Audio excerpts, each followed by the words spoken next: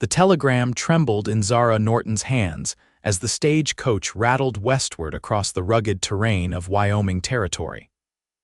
The year was 1878, and she had traveled over 1,000 miles from Boston to marry a man she'd never met, a decision born of desperation after her family's financial ruin. "Last stop, Whispering Pines," the driver called out as the coach lurched to a halt in front of a dusty main street lined with wooden structures. Zara gathered her modest belongings, heart pounding against her ribs. Her correspondence with Warren Yates had been brief, but promising, a widower with a small ranch who needed a wife. What the letters hadn't mentioned were children. The town seemed eerily quiet for midday. A few horses were hitched outside the general store, and a weathered sign creaked in the wind. Zara stepped down from the coach, her boots touching Wyoming soil for the first time. The driver tossed down her trunk with little ceremony. "Mr. Yates supposed to meet you?" he asked, already climbing back to his perch. "Yes," Zara replied, smoothing her travel-worn dress. "Though I'm not sure I would recognize him." "Everybody knows Warren around these parts," the driver said. "Town's not big enough to miss anyone. Try the general store if he ain't here yet." As the stagecoach pulled away, Zara was left alone with her trunk and a growing unease. This wasn't how she had imagined her arrival. In her mind, Warren would be waiting with flowers, perhaps, or at least a warm smile. The general store's bell jingled as she entered, drawing the attention of the proprietor, a round man with spectacles balanced on the end of his nose. "Can I help you, miss?" he asked, looking up from his ledger. "I'm looking for Warren Yates," Zara said. "I'm Zara Norton, his intended." The shopkeeper's expression shifted from curiosity to something resembling pity. "You're the mail-order bride," he said, not a question but a confirmation. "Warren's up at his place. Had his hands full today with the little ones. Sent word to tell you he's mighty sorry, but he couldn't make it to town. I can point you in the right direction if you've got transportation." "Little ones?" Zara asked, the words escaping before she could stop them. The shopkeeper's brows rose slightly. "He didn't mention the twins in his letters?" Zara shook her head, feeling the color drain from her face. "No, he most certainly did not." A commotion outside drew their attention. A wagon had pulled up, driven by a man with broad shoulders and a determined set to his jaw. He jumped down, movements quick but careful, and Zara caught sight of two small bundles secured to his chest in what appeared to be a makeshift carrier fashioned from a blanket. The bell jangled again as the door swung open, and in walked who she could only assume was Warren Yates. He was tall, with sun-bronzed skin and dark hair that curled slightly at the edges of his hat. His eyes, a striking blue, found hers immediately, and for a moment the world seemed to pause. "Miss Norton?" he asked, voice deep and hesitant. "Mr. Yates," she replied, suddenly aware of how unprepared she was for this moment. "I apologize for not meeting your coach," he said, adjusting the bundles at his chest. One of them squirmed and a tiny hand emerged, reaching upward. "I had an unexpected situation." The situation let out a soft cry, and Warren's attention immediately shifted. His large hands moved with surprising gentleness as he adjusted one of the infants. "You have babies," Zara stated flatly. Warren met her gaze directly. "Yes, madam, 2 of them." "My sisters, she and her husband. There was a fever that swept through last spring, left these 2 without parents. I'm all they've got." The shopkeeper cleared his throat. "I'll just give you folks a moment," he said, retreating to the back room. Warren continued, his voice low. "I should have told you in my letters. I meant to, but I wasn't sure how to explain. By the time I figured they'd be staying with me permanent-like, you were already on your way." He looked down at the twins. "If you want to get back on the next coach east, I'll understand." "This isn't what you signed up for." Zara studied him. This man she had agreed to marry, holding 2 infants with a mixture of determination and uncertainty that stirred something unexpected within her. She'd come west with nothing but hopes for security and perhaps, eventually, companionship. Children had been a distant possibility, not an immediate reality. "How old are they?" she asked finally. 6 months, Warren replied, boy and a girl, Thomas and Sarah. One of the babies, Sarah, Zara guessed from the tiny pink cap, began to fuss in earnest, her little face scrunching up. Without thinking, Zara stepped forward and held out her arms. "May I?" she asked. Warren looked surprised but carefully transferred the infant to her. The weight of the child in her arms was unfamiliar but not unwelcome. Sarah's cries softened as Zara gently bounced her. "She likes you," Warren observed, genuine wonder in his voice. Zara looked up at him, still holding the baby. "I came here to be a wife, Mr. Yates. I didn't expect to be a mother quite so suddenly, but I'm not one to run from challenges." Relief washed over Warren's features. "Does that mean you're still willing to go through with our arrangement?" "I believe I'd like to see your ranch first," Zara replied pragmatically. "And perhaps we should take some time to get acquainted before making final decisions." Marriage is a serious commitment, especially with children involved. Warren nodded, respect evident in his gaze. "That's fair enough. My wagon's outside, it's about 5 miles to the ranch." The ride to the Yates ranch was quiet, save for the occasional babbling of the twins and the steady rhythm of the horses' hooves. Zara held Sarah while Warren managed both Thomas and the reins, a feat that impressed her more than she cared to admit. The landscape opened up before them, rolling hills dotted with sage and the distant silhouette of mountains against the vast sky. It was beautiful in a wild, untamed way that Boston could never match. "It's not much," Warren said as they crested a hill, and a modest cabin came into view. "But the land's good. Got about 30 head of cattle, some chickens. Garden does well in summer." A small barn stood beside the cabin and a corral housed several horses. It was simple but solid, evidence of hard work and care. "It's lovely," Zara said, meaning it. Warren's smile was brief but genuine. "Been building on to the house. Added a second bedroom last winter, thinking of the future. Never expected it'd be for the twins so soon." As they drew closer, Zara noticed other details: a clothesline with tiny garments fluttering in the breeze, a rocking chair on the porch, a small pen with a milk cow. "How have you managed?" she asked, genuinely curious. "With the ranch and 2 babies." Warren's expression was a mixture of exhaustion and pride. "Not well some days. Neighbors help when they can. Mrs. Caldwell from the next property over comes by 3 times a week. Rest of the time, I just do what needs doing. Ranching work doesn't wait, so the twins come along sometimes. Other times, I work in shifts, tend to them, run out to check cattle, come back to feed them." The wagon pulled up to the cabin, and Warren set the brake before jumping down. He came around to help Zara, taking Sarah first and then offering his hand. His palm was calloused but warm against hers, and she felt a curious flutter in her chest as she stepped down. The inside of the cabin was surprisingly neat, if sparse. A main room served as kitchen and living area with a small wood stove, a table with 4 chairs and a rocking chair near the hearth. 2 doors led off to what Zara presumed were bedrooms. "You'll take my room," Warren said, nodding toward one door. "I've been sleeping near the twins anyway in the 2nd bedroom." "I couldn't possibly, please," Warren interrupted. "At least until we figure things out." Zara nodded, appreciating his consideration. Sarah began to fuss again, and Thomas joined in, their cries escalating quickly. "They're hungry," Warren explained, already moving to a shelf where bottles and a tin of milk were stored. "I've been using cow's milk, watered down like the doctor advised." "Let me help," Zara offered, setting down her handbag and removing her gloves. "Show me what to do." For the next hour, they worked together to feed, burp, and change the twins. Warren's instructions were clear and patient, and Zara found herself adapting quickly, her initial trepidation giving way to a strange sense of purpose. As dusk fell, Warren lit lamps and built up the fire in the stove. "I should see to the animals," he said, glancing at the twins who were now contentedly lying on a blanket on the floor. "Will you be all right with them for a bit?" "We'll be fine," Zara assured him, surprising herself with her confidence.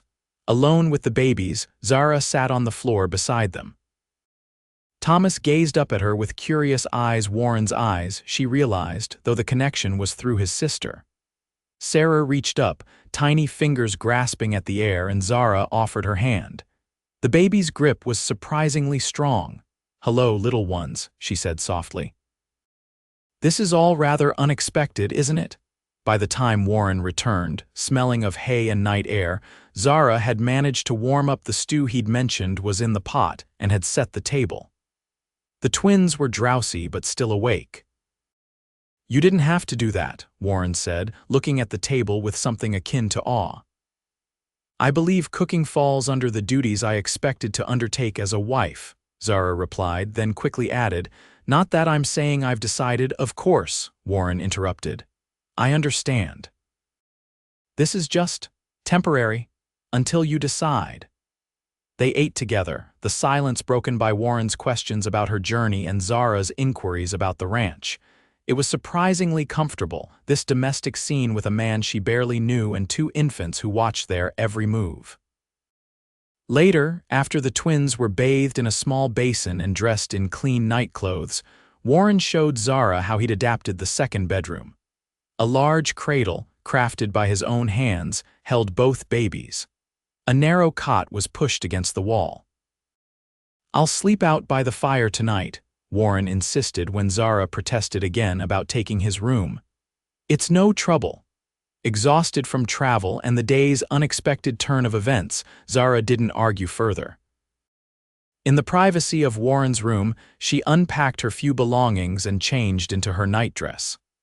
The bed was surprisingly comfortable, the quilt handmade and warm. Sleep came quickly, but was just as quickly interrupted by the sound of crying. Zara sat up, disoriented in the unfamiliar darkness before remembering the twins. She pulled on her robe and opened the door, finding Warren already up, cradling Thomas, who was red-faced and wailing. "I'm sorry they woke you," Warren said, voice rough with sleep.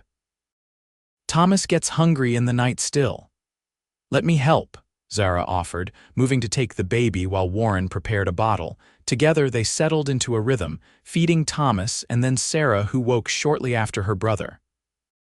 Zara found herself humming a lullaby her own mother had sung, the melody coming back to her from somewhere deep in her memory.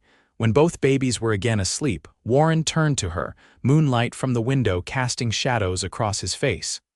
"You're good with them," he said softly. "Natural-like." "I had younger siblings," Zara replied.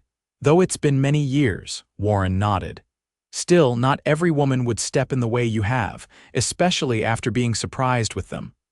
"Children are innocent in the circumstances of their lives," Zara said. "They deserve care regardless." Something shifted in Warren's gaze, respect, perhaps, or admiration. "We should get some sleep," he said finally. "Dawn comes early on a ranch." The next few days established a routine of sorts. Warren showed Zara the workings of the ranch, from the chicken coop to the vegetative garden that needed tending. The twins were constant companions, sometimes carried by Warren in his makeshift sling, sometimes watched by Zara while she learned to manage the household. On the fourth day, as they sat on the porch watching the sunset, Thomas and Sarah already asleep inside, Warren turned to her. "Have you thought about what you want to do, about our arrangement?" Zara had been thinking of little else. The life here was harder than she had anticipated, but also more rewarding. The twins had captured her heart with surprising speed, and Warren was a good man. Kind, hardworking, honorable. Not the husband of her girlhood dreams, perhaps, but someone she could respect. Someone who might, in time, become more. "I'd like to stay," she said finally.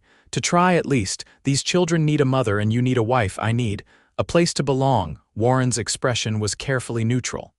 "I don't want your pity, Miss Norton." "It's not pity," Zara replied firmly.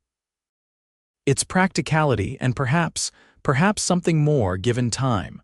Warren studied her face as if searching for doubt. Finally, he nodded.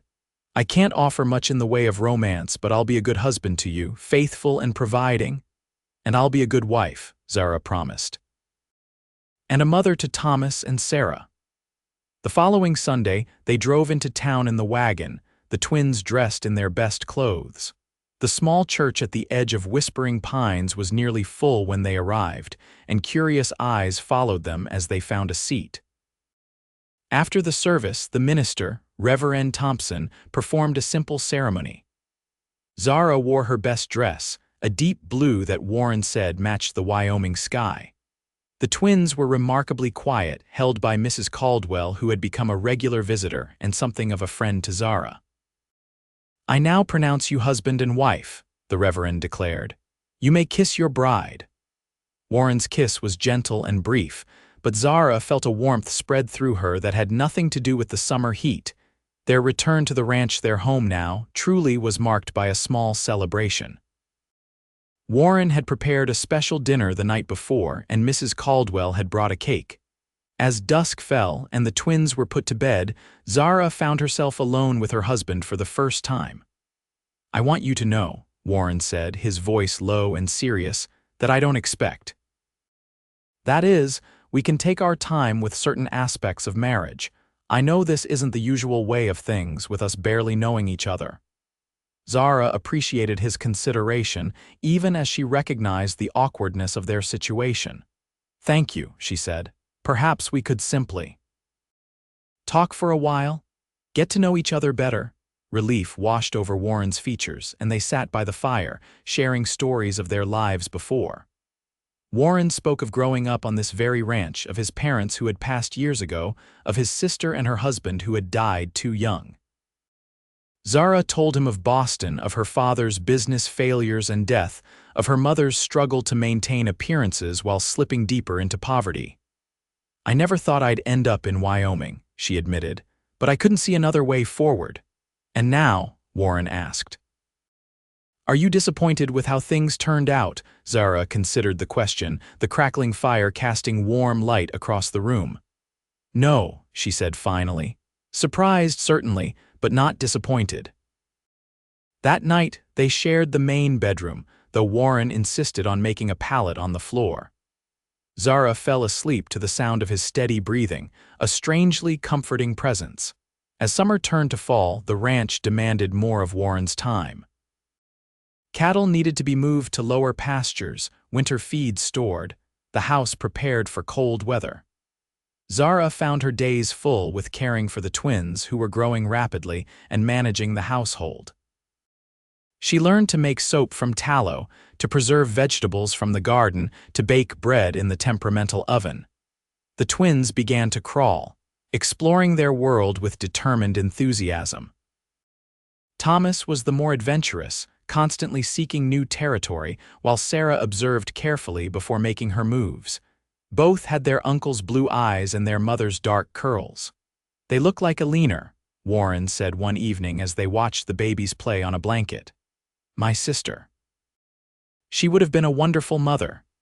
"Tell me about her," Zara encouraged, recognizing the rare moment when Warren was willing to speak of his loss. "She was fierce," Warren said, a small smile touching his lips. "Even as a girl, wouldn't let me get away with anything. Smarter than me by half, but kind-hearted. Married Jacob Turner when she was 20. Good man, cattle rancher like me, but his place was hit harder by the fever. Took him first, then her." "I'm sorry," Zara said softly. Warren nodded. "Me too, but they left something precious behind." His gaze fell on the twins. "And now they have you." The simple statement touched Zara deeply. "Yes," she agreed. "They have me." As the days grew shorter, Warren and Zara fell into a comfortable routine. He still slept on the floor most nights, though occasionally, when the temperature dropped particularly low, Zara would insist he share the bed, a respectful distance maintained between them. These nights, Zara found herself increasingly aware of his presence, the solid warmth of him just inches away. The first snow fell in November, blanketing the ranch in white. Zara woke to find Warren already up, stoking fires in both the main room and the twins' bedroom to keep the chill at bay. "Going to be a cold one," he said when he noticed her watching him. "Got to check on the cattle, make sure they're sheltered well enough." "Be careful," Zara said, surprising herself with the genuine concern in her voice. Warren paused, looking at her with an expression she couldn't quite read. "Always am," he replied. With Warren gone for most of the day, Zara kept busy with the twins, who were fascinated by the snow visible through the windows. She read to them from one of the few books in the house, a volume of poetry that had belonged to Warren's mother. The door burst open late in the afternoon, bringing a gust of cold air, and Warren, his coat covered in snow, his face red from the wind. "All's well with the herd," he reported, stomping snow from his boots. "But the temperature's dropping fast, might be in for a proper blizzard." Zara had prepared for such possibilities, keeping lamps filled with oil and extra wood stacked by the stove. She had stew simmering, the rich aroma filling the cabin.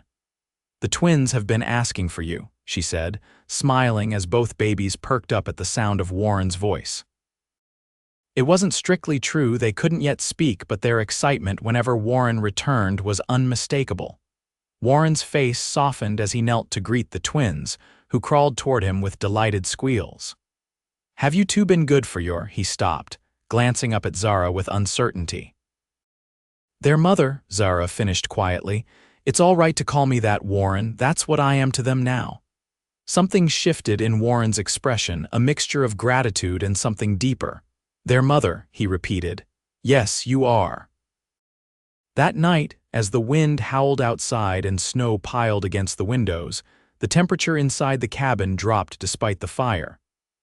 Zara, checking on the twins, found them sleeping soundly under extra blankets, their small faces peaceful. Returning to the main bedroom, she found Warren adding another log to the small stove in the corner. "They're fine," she reported. "Sleeping through the storm," Warren nodded, straightening. "Good, that's good." In the lamplight, Zara noticed how tired he looked, the lines around his eyes deeper than usual. "You should rest," she said. "You've been working since before dawn." "Just making sure everything's secure," Warren replied. Zara stepped closer, compelled by an impulse she didn't fully understand. "Warren," she said softly, "it's too cold for you to sleep on the floor tonight." His eyes met hers, questioning. "I don't want to presume we're married," Zara interrupted gently, "and it's practical for warmth." Warren hesitated, then nodded. "For warmth," he agreed. They prepared for bed with careful attention to modesty, Zara changing behind a screen while Warren banked the fire. When they finally lay down, the space between them seemed both vast and insignificant. "Good night, Warren," Zara whispered into the darkness. "Good night, Zara," he replied, his voice low and warm. Sometime in the night, Zara woke to find herself curled against Warren's side, his arm around her shoulders, her head resting on his chest. She should move away, she knew, but the warmth and security of his embrace kept her still. His heartbeat was steady beneath her ear, his breathing deep and even. When morning came, neither mentioned their closeness during the night, but something had changed between them. A barrier had fallen, a tentative bridge built in its place. The blizzard lasted 3 days, keeping them confined to the cabin. Zara found these days surprisingly pleasant, watching Warren interact with the twins, seeing his gentle patience as he helped Sarah stand, holding her tiny hands in his large ones. He told stories of his childhood, of learning to ride and rope, of swimming in the creek in summer. Zara shared tales of Boston, of concerts and lectures, of the ocean Warren had never seen. On the third evening, as the storm finally began to ease, Warren turned to her with unexpected seriousness. "I want you to know something," he said. "I'm grateful you stayed, not just for the twins, though God knows they need you, but for me too." Zara felt her cheeks warm. "I'm glad I stayed as well. When Alina died," Warren continued, "I thought I had to be everything for the twins. Father, mother, provider, protector. It near broke me some days trying to do it all, but then you came and suddenly I could breathe again." "Warren, let me finish," he said gently. "I know our arrangement wasn't what either of us expected, but I want you to know that I've come to care for you, more than I thought possible." Zara's heart quickened. "I care for you too," she admitted. "It happened so gradually I hardly noticed until it was simply there, a fact like the sun rising or the seasons changing." Warren reached for her hand, his touch tentative but warm. "I don't have pretty words like in your books, but I think I think I'm falling in love with you, Zara Yates. The use of her married name, spoken with such tenderness, brought unexpected tears to Zara's eyes. I think I'm falling in love with you too, she whispered. Warren's kiss was different this time, not the brief, ceremonial touch of their wedding day, but a true expression of emerging feelings, gentle yet certain. When the snow finally cleared enough for travel, Warren hitched the team to the sleigh, bundled the twins in extra blankets, and took his family into town for supplies. Zara was surprised by the warm welcome she received, no longer viewed as the strange Eastern woman who'd come to marry Warren Yates, but as Mrs. Yates, mother to Thomas and Sarah, a recognized part of the community. "You've settled in well, Mrs. Caldwell observed as they shopped in the general store. "The children are thriving under your care. They make it easy to love them," Zara replied honestly. "And their uncle?" Mrs. Caldwell asked with a knowing smile. Zara felt her cheeks flush. "Warren is a good man." "Indeed he is," the older woman agreed. "And happier than I've seen him since before his sister passed. You've been good for him, dear." Winter gradually released its grip on the land, and as spring approached, the twins celebrated their first birthday. They were walking now, unsteady but determined, filling the cabin with laughter and occasional tears.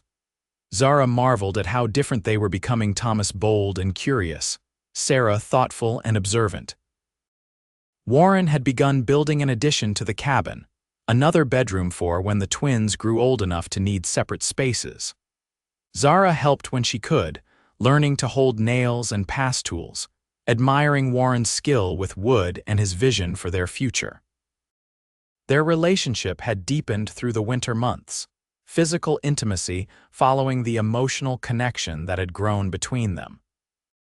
Zara found in Warren a passionate but considerate lover, and their nights together brought a closeness she had never imagined possible with a man who had begun as a stranger.